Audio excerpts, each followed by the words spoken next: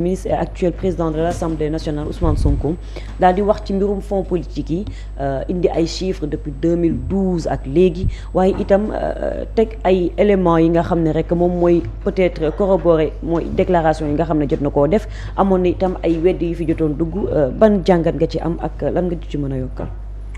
bon démb def na benn exercice bu am solo pour man dans l'ensemble parce que boo koy xool aussi bari na question yoo xamante ni ñu ngi ko doon posé wu par rapport ak. fonds spéciaux yi rien que loolu rek waraloon na pour au moins nga jàkkaarloog askan bi xamal leen carrément lan moo nekk la situation mais daf ma yóbbee démb aussi may pas démb mais bon commencé woon naa ko après may parcourir par rapport ak lu jëm ci wàllum fonds spéciaux yi date yi nga xamante ni joxe na ko surtout te loolu décret bi ñu créé 2004 la bu fekkente ni diggante 2004 ba 2012 la y a pas eu assez d'explication ba explicite bu tax ñi nekk di wax mais bu dee de 2012 bi la ba 2024 bi déjà foofu mu ngi tourné autour de 27,527 milliards de francs CFA boo ci yokkee 3 milliards yi réer moo la jox 30 milliards 527. 3 milliards yi réer. réer oui. waaw yi mooy ñu doon tudd noonu. waaw yi réer waaw. léegi nag li tax aussi ma interroger wu ci côté boobu mooy. dafa am beneen boo xamante ni dafa nekk énigme ci man. poste premier ministre amul 2019 dañ ko supprimer amul 2020 amul 2021. si. ñu supprimer ko diggante boobu soo ko calculer te ci diggante boobu noonu wàllum fonds yi ñuy wax virement bi ci am bi gën a mag depuis 2012 ba 2025. ci diggante boobu la amee c'était en 2020 muy 5 milliards 745. jamono yi Sénégal amudee premier ministre natt bi gën a rëy. buñ nattal PM. premier ministre ci période boobu la amee ci période boobu la am mooy 5 milliards virgule 745. boo ko cumulé ak les 1,450 de 2021 ñambaas ci les 2,61 milliards de 2019. ça te donne au total 9 milliards 256 millions de francs CFA boo ci yokkee ñetti milliards yi réer mu jox la 12 milliards 256 millions de francs CFA. période Ousmane Sonko soo ko calculé entre 2024 ak 2025. benn bu njëkk bi c'était 1 milliard 150 millions de francs CFA. plus 1 milliard 770 millions de francs CFA pour 2025 ñaari boo ko calculer dina la jox 2 milliards 920 millions de francs CFA. léegi lan moo nekkoon la requête de la société civile ak pas mal de sénégalais mooy ko les fonds politiques wala fonds spéciaux d'Ousmane Sonko.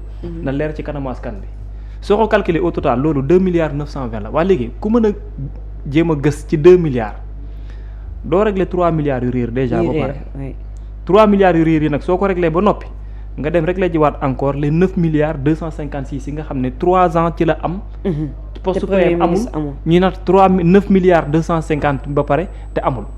et kon ça veut dire que l'interrogation des 2 années de Ousmane Sonko il faut qu'il y ait aussi une interrogation sur les 3 milliards yi ñu ne moom la ñu pompé woon. te DAGE bi posé wu ci question jusque là il y a pas eu de réponse. su weesoo nag l'interrogation sur les 3 milliards aussi il faut que ñu expliquer ñu tam. la ñu natal primature en terme de 9,256 milliards ci 3 ans te ñi ne ñi ci waxtu boobu aussi il y avait pas poste de premier ministre. xam nga déjà dama lu tax ma koy wax c'est pour question d'objectivité en fait. parce que man moom ci lim ñi restituer kese man ci laa téye pour delluwaat pour poser waat cette question. parce que natt fu mu am fu ne doo leneen la ñaar ñi ci taxaw ñëpp boo ko xool baax kenn la parce que jàpp naa somme bi gën a tuuti également aussi ci natt bi ñu wax 2012 ba fi ñu toll. je pense que c'était en 2013 c'était en 2014 mooy 540 millions yi ñu wax. 540 milliards année bi ko précédé woon banda moom moo nekk mooy bu 1,930 et là c'était sous l'ère Mimi Touré. Mimi Touré donc soo ko calculer en termes de fonds moom 2,470 milliards moom la ci lekk moom lañ ko wax ne moom lañ ko nattal ci temps wu reñam. calculer wu ma nag ñeneen ñi nga xamante ni daanaka moo ci nekk. kon ce qui veut dire que ne boo calculer lépp depuis 2012 ba fi ñu toll poste PM bi. après dérogation bi ñu def par rapport ak décret mooy 1186 bi poste premier ministre de 2012 à 2015 am na 30 milliards 527 millions yoo xam ne yu teg la yu ñu fa parce que dama ko énumérer noonu tout court. donc pour dire que mbirum fonds spéciaux yi sénégalais yi man dama jàpp ne mënuñu di dañuy taxaw di ci concentré wu juste parce que dañ ne à travers une seule personne il faut ñu xam réellement lan lañ koy natal. c'est-à-dire contribuable bu sénégalais bi la mënuñu jël ci benn budget ba pare def dara ne moom la ñu natt ba noppi. chaque personne kenn lijjantiwul la mais il va falloir que mu yegsi ci benn doomu aadama après ñu doog ci nekk di gës di wax te déjà boo xoolee bu baax gis naa ñu bari ci mooy décret bi ñu mujjee wax répartition bi wala classification bi nga xam ne la ñuy joxe fa la coow lu bari nekk mais différence bi gën a mag bi nit ñi war a mën téye wala benn bi nga xam ne war nañ ko mën a gën a bàyyi xel lépp mooy il faut que sénégalais ñu dem leeralal leen à travers la société civile entre autres ku mu mënti doon sénégalais yëpp xam réellement les 3 milliards fan la jaar les 9 milliards fan la jaar soo ko defee au total 3 milliards yi réer ak les 9 milliards yi am ci diggante 2019 2021 il faut que ñu leeral lañu aux yeux des sénégalais les 12 milliards 256 millions de francs CFA fan la dem mooy les 3 milliards yi ñu laaj Cheikh Diba ak les 9 milliards yi may laaj Macky Sall la man ci ñett. mais Mimi Touré. kon yow da ngay laaj. non il faut me poser question. mais bu ñu sukkandikoo ci déclaration Mimi Touré non man ci laa bokk. j'en fais partie. tu es contribuable. posé nañu ko question tontuwul. mais diggante ñetti at yi aussi il faut man tam ma poser question pour ñu tontu ma. parce que ñett yooyu moom mooy ñëw diggante 2019 nee naa la natt bi gën a mag ci liñ viré. ci compte boobu noonu wala ci wàllum fonds spéciaux yi.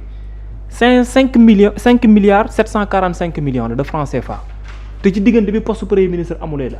bu dee 2012 ba 2025 la. ñaari soo ko boolee moo tax may ne diggante boobu aussi il faut mu leer aux yeux des sénégalais léegi nag man. comme dem nañ également ba mu toll ñu fii. la société civile ñenn ci ay nit ñi nga xam ne dañ jàpp ne Ousmane Sonko wàllum transparence da cee war a mën a am. autant ñi acclamé wu que Ousmane Sonko ñi leeral ay fonds politique am mais tamit dañ dem poser wu question ci côté boobu noonu léegi nag beneen bi ci toppaat. lu weesu wàllum fonds politique yi ak chiffres yi ñu ci jox ak yeneen la. xam nga boo xoolee bu baax a baax même les décrets yi nga xamante ni mooy expliquer ne fii moo war a am peut-être fonds spéciaux wala fonds politique wala xaw ma lu mu mënti doon man je pense que ne moo tax c'est une obligation pour que lu mu gàtt.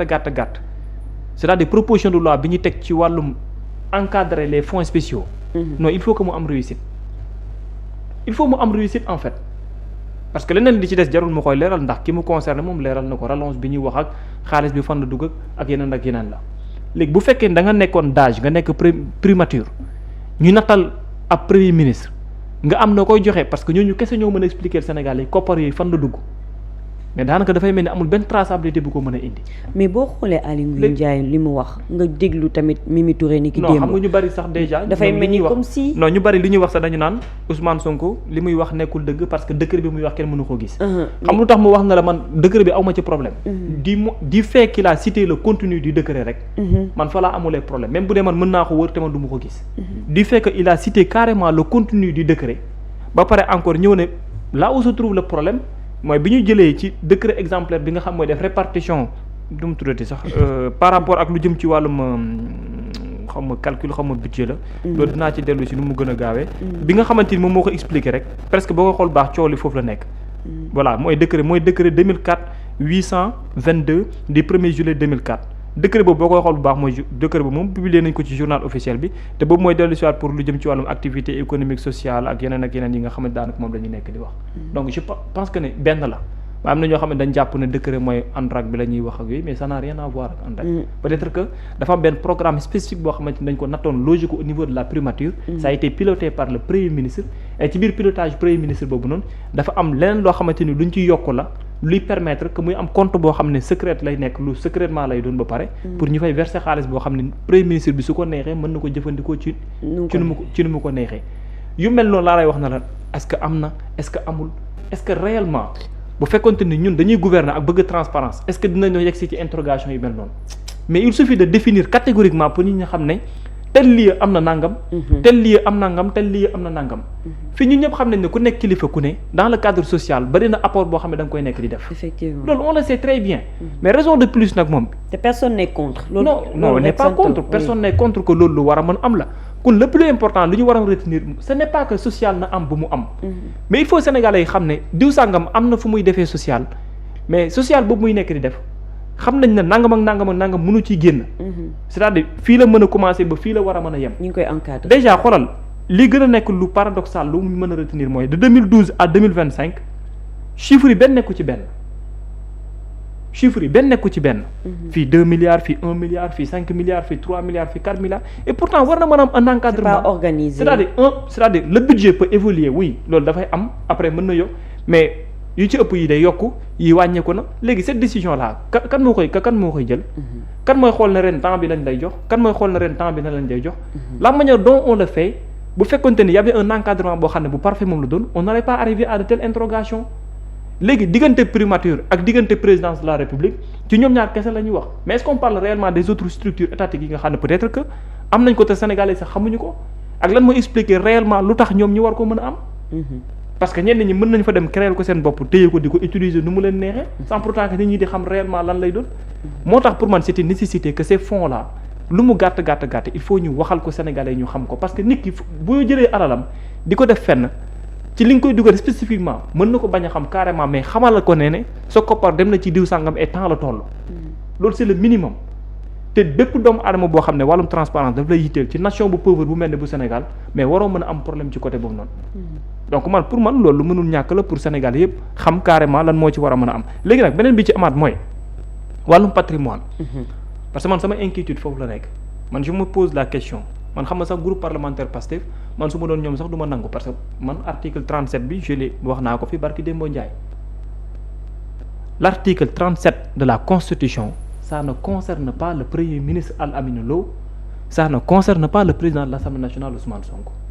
Pourquoi? amul dara lu leen obligé pour mu concerner leen lu jëm ci wàllum déclaration de patrimoine mais parce que c'est régi au niveau de la constitution les autres articles yi am su fekkee dañuy def amendement seen amendement nañ ko dugal ci article yi nga xam ne moo concerné ñooñu pour Sénégalais yi mën koo xam am na article yoo xam ne ça concerne uniquement le premier ministre am na article yoo xam ne au niveau de la constitution ça concerne uniquement l'Assemblée nationale léegi pourquoi le groupe parlementaire de Pastef accepte que dans la constitution l'article 37 ñoom ñi accepté ñu fay dugalaat le nom du président de l'Assemblée nationale et le premier ministre juste parce que bëgg nga aux yeux de l'opinion bu ñu la wax na la ne nangam ak nangam dañuy yàq seen der. Pourquoi pas? non en fait non la question mooy que ne lu leen concerné wul leen soo bëggee def amendement mais limal article yi nga xam ne moo leen concerné nga dugal fa sa amendement mais lu leen concerné wul ñoom parce que article 37 danaa la premier ministre newu fa président assemblée nationale newu fa ci wàllum déclaration de patrimoine foofu le président de la république moo fa nekk mais Pastef li nga mën a comprendre mooy peut-être bañ nañ ñu ne leen oui yéen sax da ngeen ne bañ a def déclaration de patrimoine moo tax ñoom tamit en commission ñu accepté ba voter la modification de l'article 37 dugalaale ci premier ministre ak le président de l'Assemblée nationale mooy à l'entrée à la sortie ak. mais su recours amul. de manière publique mais su recours amul ça passe. bien sûr gars yi léegi ñoom tamit daf ko ñor rek parce que ñoom ils se disent que en principe le président comme il est d'accord du def recours. comme waa opposition bi ñoom. day def recours non parce que président bu defee recours aussi il serait contradictoire. non moom est-ce que comprendre nga léegi moom ñoom tam foofu lañ ko teg par exemple il y a un autre piège aussi dedans ils se disent bu président ñoom sax wax nañ ko seen conférence presse bi. non ñoom président en principe warut a def recours parce que amendement am ça a été pris en compte. mais président xamal na leen ne day dem référendum encore. waaw mais est-ce que am na sens son ministre de la justice. waaw man léegi est-ce que am na sens nga ne gars yi Moussa Sarr bokk na ci ministre de la justice yi ma gën a ñeewantal.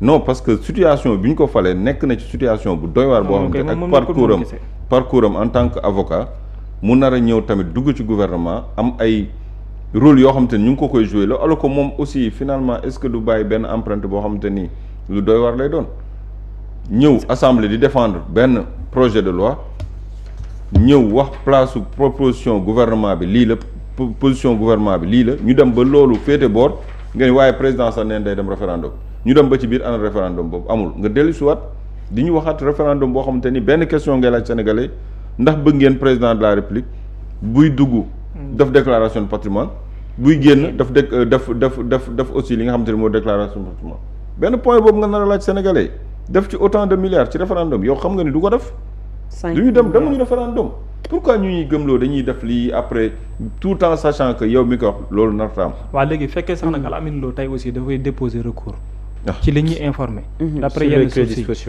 sur les crédits spéciaux et tout après léegi fu mu toll nii loolu tamit lu muy ñëw crédits spéciaux yi tamit lan la fa Al Amine Lo fi mu waroon a déposer recours dëgg mooy modification article 37 bi nga xam moom moo ko concerné parce que moom laaxaale nañ ko ci ba dem dugal ko ci biir article 37 boo xamante ni moom article bu concerne yu mais loolu itam bu ko bañee est-ce que aux yeux de l'opinion dina nekk en sa faveur non Al Amine Lo daa xool faveur ak ñàkk faveur non man dama Al Amine Lo moom ci waaw nit lay dem loolu jeex na parce que moom il est un premier ministre moom il a juste dit que ne moom dañ ko ne defal mu def baal mu baax kon geste bu muy posé nit ñi dañuy yaakaar ne c'est parce que dañ ko ne posé le geste moo tax mu def ko kon se ne ba déposé ne day def benn recours là est-ce que doo am xel ñaar que ne il a été envoyé par le président de la République d'accord mais même lu concerne également déclaration de patrimoine nañ dem ba jusqu'à la fin mais xam nga kii def na ay amendement yi gars accepté nañ ko mais est-ce que teewul tamit après dina am ji recours boo xam ne mën na ci am aux yeux de la léegi amande ba parce que ñu lu tax may accepté wax la ko lu tax may wax loolu mooy est-ce que réellement ce n'est pas anticonstitutionnel.